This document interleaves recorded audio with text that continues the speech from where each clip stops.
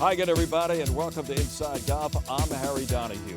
Behind me, the statue of Donald Ross, overlooking one of his favorite golf courses, Torresdale, the Union League Golf Club at Torresdale. Back in the day, it was Torresdale Frankfurt.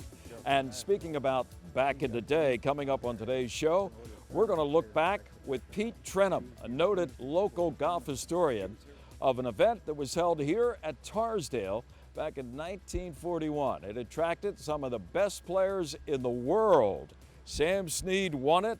He set a course record that stood from 1941 until last year. Also coming up on today's show, we'll take a look at two recent events. One of them being the Golf Association of Philadelphia Mid-Am, and the other the Philadelphia Open. It consisted of top amateurs and local pros from the Philadelphia section of the PGA. Plus, our teed-off panel will take a look at what to expect from a Masters tournament in November. It's all coming up next. We're at the Union League Golf Club at Torresdale. Donald Ross would be proud, and we'll be back with Inside Golf. Inside Golf is presented by Destination Montco Golf. 54 courses, 300,000 yards. Check them out at montcogolf.com. By the First Tee of Philadelphia. The First Tee helps young men and women become better golfers, but most important, better people. Get involved. Visit thefirsttphiladelphia.org. By the Golf Association of Philadelphia, GAP, celebrating amateur golf since 1897. By Jersey Man Magazine, it's a Jersey way of life. And by Philly Man Magazine, bringing it to Broad Street. By the Haverford Trust Company. Quality is in our DNA. And by Inside Golf's partner since 1998, the Philadelphia Section PGA. Experts in the game and business of golf. Take time to thank your local PGA golf professional. Golf is the great equalizer. For many, this journey is an escape from reality. A chance to be part of a team. A career opportunity. PGA Reach impacts lives through golf by lifting people up, giving them hope, and sending them down an alternate path that they never saw coming. With PGA Reach Philadelphia, as in life and in golf, the most important shot you take is the next one.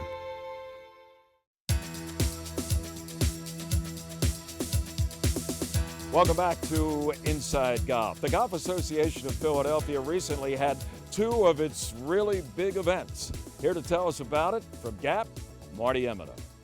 Thank you, Harry. The COVID-19 pandemic delayed the GAP Middle Amateur and Open Championships until October. For respective champions Jeff Osberg and Mike Little, the wait was well worth it. In the Mid-Am at Ledge Rock Golf Club, Osberg recorded the win to become just the second player in GAP history to capture all four of the association majors. Osberg surged into the lead late on day two, finishing at 5 under for the 36 holes, 2 shots clear of the field. He joins Overbrook's Chris Lang as the second player to have wins in the Amateur, Middle Amateur, Open, and Patterson Cup. I guess, I'm overwhelmed with joy. It's something I've had my sights on now for a few years since it's been a possibility. And, you don't have many opportunities. You have one chance a year. So, people will say, oh, you have plenty of years left, but you never know really how many you have. So it's been a big focus of mine with the date change this year. It's been on my radar all year. And, just extremely excited to be able to finally pull off a win here in the Mid-Am. At Ledge Rock, with those nightmares in the rearview mirror, Osberg finished his final holes in 3 under par. That stretch included birdies on numbers 12, 13, and 16. But the back 9 presents plenty of opportunities for birdie and obviously plenty of opportunities for some pretty big numbers. So I was extremely happy with how I controlled the ball and was really happy with just the way I putted on the back 9, the focus I had to make some really key 5-6 footers for par. However, it was a par save on number 17 that sealed his victory. On a second shot from 210 yards to the elevated green, his foot slipped. His 2-iron landed 67 yards short of the putting surface, but fortunately avoided the cross bunker. Seeing the flag and not much else, Osberg lifted the lob wedge to 5 feet and made the par save. Obviously 17, I mean, so much can go wrong in the 17th hole, and hit just a horrible tee shot. Slipped on the second one and got lucky where it ended up. If it goes into the bunker, who knows what happens. But, really wasn't looking to make par at that point in time. Got it up onto the green, obviously hit a great shot, up fairly close and made a great putt to save par. But at that point in time, once it wasn't in the bunker, really was just focused on making sure I could make bogey and obviously, 18 being a reachable par 5. Didn't want to do anything catastrophic on the 17th hole to put myself out of it. Osberg, 36 of Bryn Mawr, had finished second twice previously in the Middle Amateur. Matt Matari of Saucon Valley, Osberg's playing partner on the final day, made a strong push in search of a second Mid-Am title, but finished 2 shots back.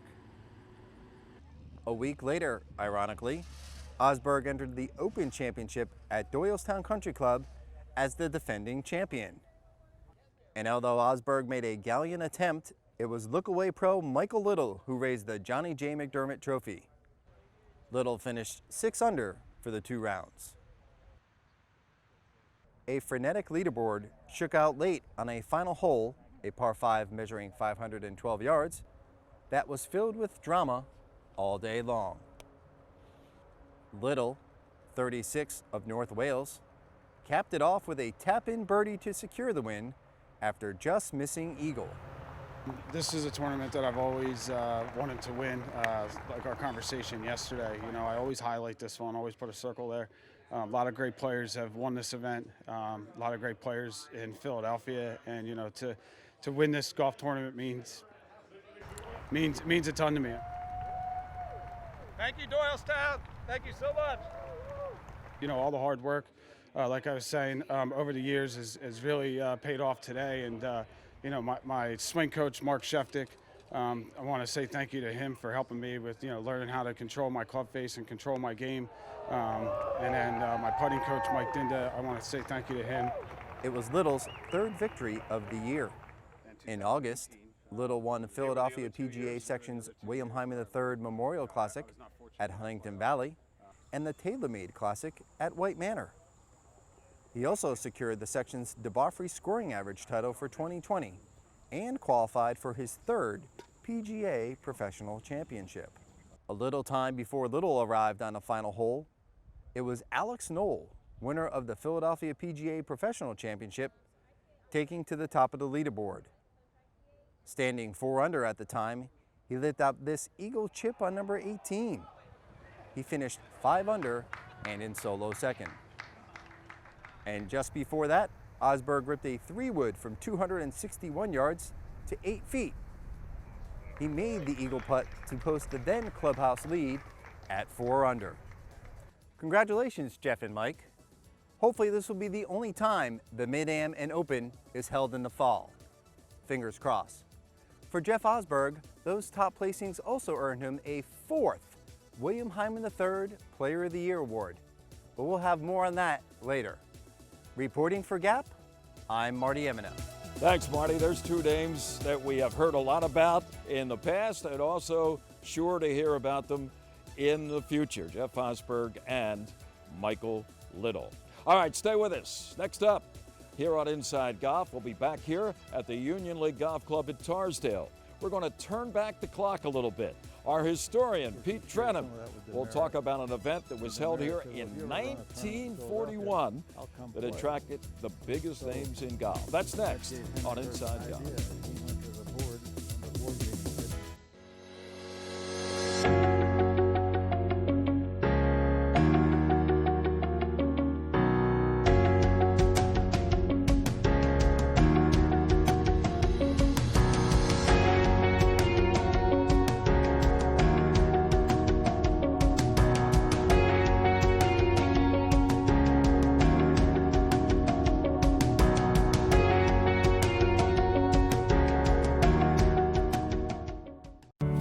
Just familiar faces. They're your friends and neighbors.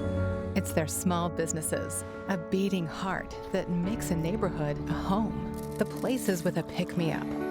or a story that inspires, where you can share a taste of comfort with the personal touch that makes our world shine a little brighter. Support small and make a big difference. Make it local.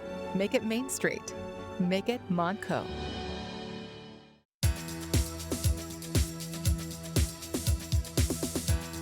Welcome back to Inside Golf. We're here at the Union League Golf Club at Torresdale, and we're going to take a little walk back in history at this venue with the legend, Pete Trenham.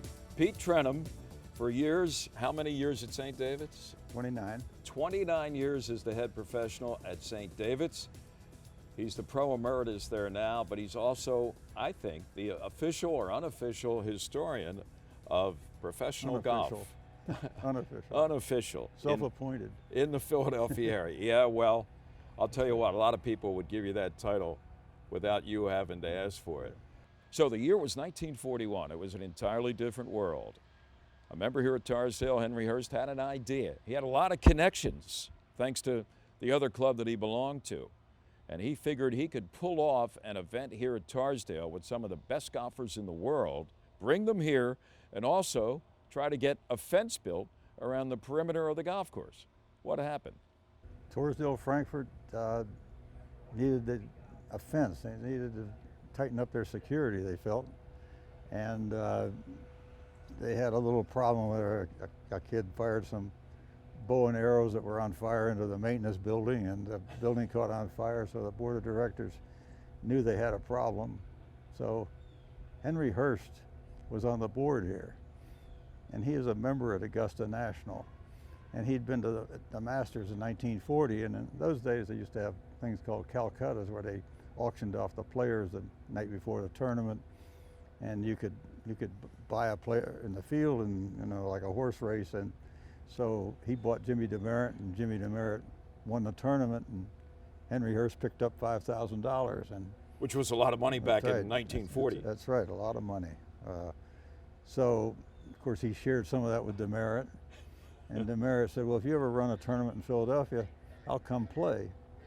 So that gave Henry Hurst an idea, and he went to the board, one of the board meetings here, and said to it was Torresdale Frankfurt Golf Club then, and he said, if you let me run a tournament here, I can raise enough money, I think, to build a fence that we need. So Henry Hurst had the idea. Torresdale needed a fence. And by the way, the fence around the perimeter, I don't know if it's the same fence or not, but it's still up. Still here, still most here. of it, yeah. And Henry's connections at Augusta, not only did Jimmy DeMeritt come, but all the main players back in the day, Ben Hogan, Gene Sarazen, Byron Nelson, Sam Snead, who eventually won it. We'll find out about more from you on that.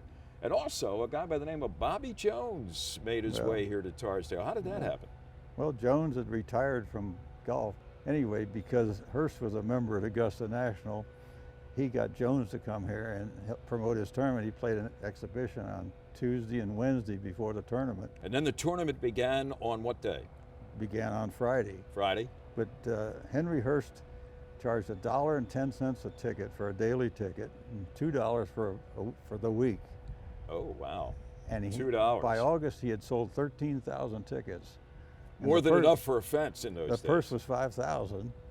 And then Henry Hurst, during the practice rounds, Henry Hurst passed out another $2,500 to people, like the Hogan won the long drive on the 10th hole, and somebody else the closest to the pin on certain holes, or the low round, the practice rounds. And he spread $2,500 more out. And, if you're familiar with Torresdale, that 10th hole is practically right over Pete's shoulder as we stand here or sit and conduct this little chat on the patio overlooking the entire golf course. So tell us about Sam Snead. He had quite a weekend, didn't he? He did. So the first round was on Friday, and Sam Snead shot 64. So, but he only led by one stroke. So he shot 64, which was the club record. Yeah. And it lasted until last year when Alex Knoll in the local Philadelphia section annual year-ending club or championship shot a 62. Take us now to the conclusion when they played, 36 holes on Sunday? They played 36 on Sunday. They played 18 more on Saturday, and then 36 on Sunday. And The morning round on Sunday, Sam Snead shot a 69. Even though he had a ball out of bounds, his tee shot was out of bounds on the 17th hole. Which now is a par 3, but right. then it was a par 4. It was a par 4, but they widened Grant Avenue. But even with a ball out of bounds on the 17th, he shot a 69 and led by 5 strokes. Wow. And then in the afternoon, he shot a 65, and that was the end of that. So he had himself. And what did he win for first place? $1,500. $1,500. And the field had, you were telling me earlier, roughly 70 players in it when the tournament began. But when it came time to hand out checks, there were only a handful that got 12 players made money. 12 players. So Snead got $1,500 for winning. Right. And then they divided up the rest of it among 11 players. Right. Ben Hogan was here, but Ben Hogan ran into some problems apparently at Torresdale, and it didn't turn out the way he thought it would. Ben Hogan came here, and he had won money 56 straight tournaments. And the same summer, Joe DiMaggio had hit in 56 straight games, 1941. And his streak ended, His so did streak ended, Ben's. and so did Hogan's right here. Hogan didn't make the money here. Wow. And the last time he had missed the money was 1939 at the Philadelphia Country Club in the U.S. Open. So between 39 at Philadelphia Country Club and 41 here, he was in the money 56 straight times, which was really difficult in those days. Nowadays they pay 70 places. In those days, a lot of tournaments only paid 15 places. So Hogan didn't get a check. Now, did he play all 4 rounds? Was there a cut? There wasn't any cut, no. Wow. You know, in those days, some guys just dropped out if they didn't think they were going to finish in the top 15 or something. So they had the event here at Torresdale, but the week before, pretty much the same field gathered in the Philadelphia area. Tell us about that. Well, they were at the Atlantic City Open at Atlantic City Country Club, which Lloyd Mangrum won and Hogan finished second. So he got a check that week. Right, yeah. Then he came up here to Philadelphia and got shut out. Yeah, well, he won some money for his long drive and he played an exhibition on. He might have gotten paid for his exhibition he played on Tuesday here. So they got the fence. He delivered the money, but the World War II started and there was a shortage of steel, obviously. So they didn't get the fence till after the war was over. Wow. And the tournament, Henry Hurst wanted to try to make it. He was going to increase the prize money. Next year. Yep. He was going to make it an annual event here at Torresdale. That didn't happen either. He announced when they gave out the prizes, the next year it was going to be $12,500, purse, but that didn't happen. Just didn't happen. Right. Yeah. Wow. The world changed. Everything changed. Torresdale's changed since then, but you're the same. You're a fountain of knowledge, Pete, and boy, do we appreciate it. Well, you're welcome. You're the man. This guy knows, as I say, more golf history in Philadelphia than any 10 people that I know. And Pete, thanks for sitting here at the site of what was supposed to be an annual event in the Philadelphia area. It turned out to be only 1 year, and Sam Snead was the winner. Ben Hogan got shut out, and Torresdale got a fence. That's right. Yep. Great week. My friend, thank you. You're welcome. Pete Trenham. Pete regularly produces stories on the history of golf. Give yourself a plug. How can people find out? I have a website, trenhamgolfhistory.org, trenhamgolfhistory.org, and there's a section called Trenham's Treasure Trove where I have articles like this about this tournament. There you go. Make sure you check it out on the web. Thanks, Pete. Stay with us. More to come on Inside Golf. We're going to be talking about what the Masters is going to be like this year. Played in November. That's next with our teed off panel here on Inside Golf. A Southern guy by birth. Where, North Carolina? I was raised in the South in Georgia, and I spent an enormous.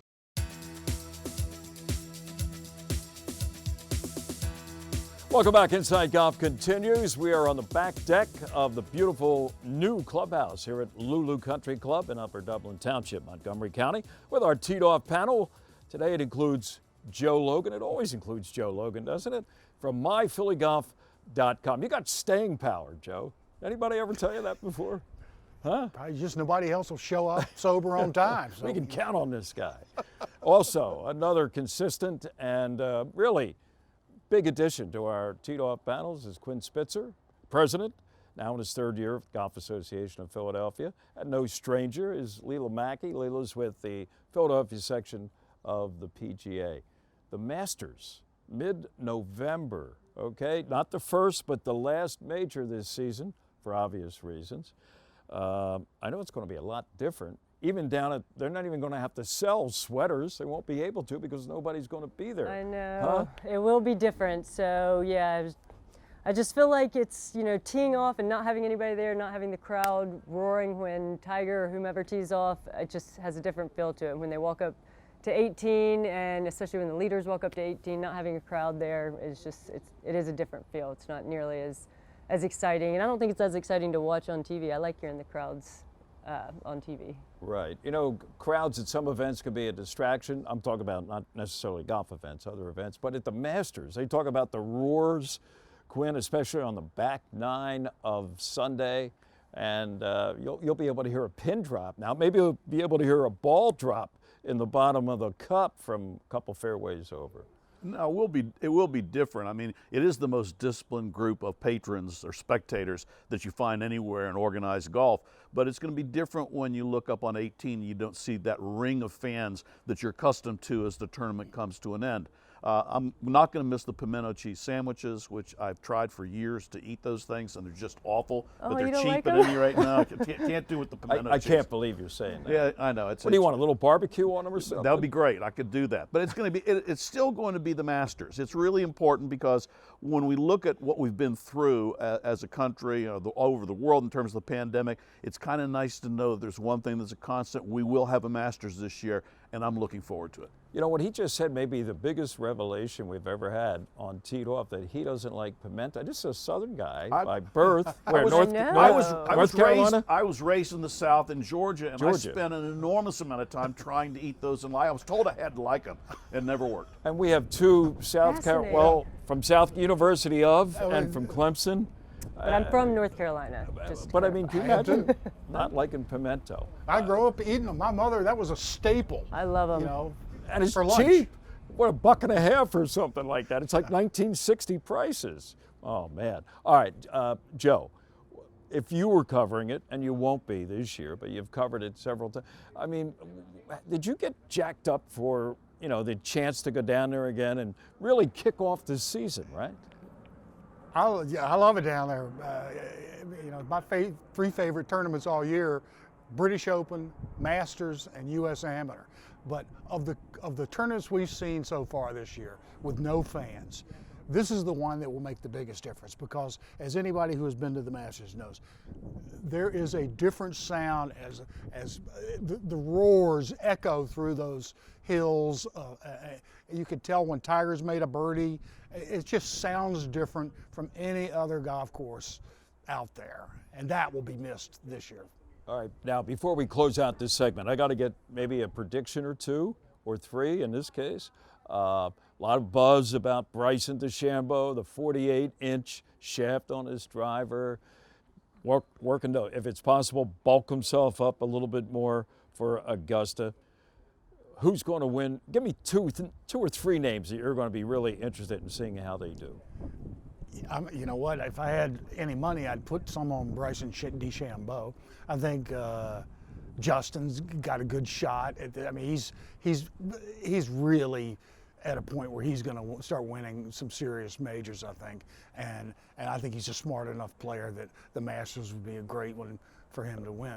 Okay, you didn't mention the defending champion, who just happens to be a guy that's won 5 green jackets. That would be Tiger Woods. Is Tiger in your list, the short list? He's not in my list. No. My list is... You don't like pimento? You don't like... Yeah, I'm just a complete contrarian on this. Now, my list would start with Brooks Koepka. Brooks Koepka, I'm not entirely sure he cares about any tournaments other than the majors.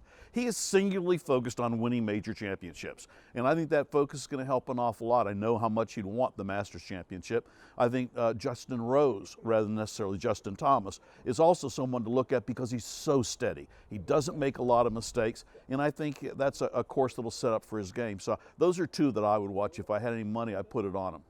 Leela, your list. I think it will be interesting because it is kind of, anybody's tournament, and without the crowd pressure, you know, you never know. But I think somebody like Xander Schauffele could come in and play really well. But he's due. Yeah, he may be the best player out there. And I would love right? to say Rory, but I don't know. He's kind of he always disappoints me, I feel like. So we'll see. But yeah, those would be my two picks if I had to choose somebody. Okay, Xander and Rory, and good luck with your picks. Now you can go bet on it, Joe. Why not? That's it for Teed Off. We'll be back. More on Inside Golf coming up. Students in our program learn a lot about leadership and how to become a leader. We have a good cause. We've got great kids and people. It teaches young people not only golf, but the life lessons that golf teaches us. I've been a better person throughout my career in golf. We're teaching kids how to be better kids, how to be better people, and to build better communities. Respect, honesty, courtesy, integrity, judgment. Not only does it give kids a jump start on the game of golf, but maybe a little bit of a jump start on the game of life.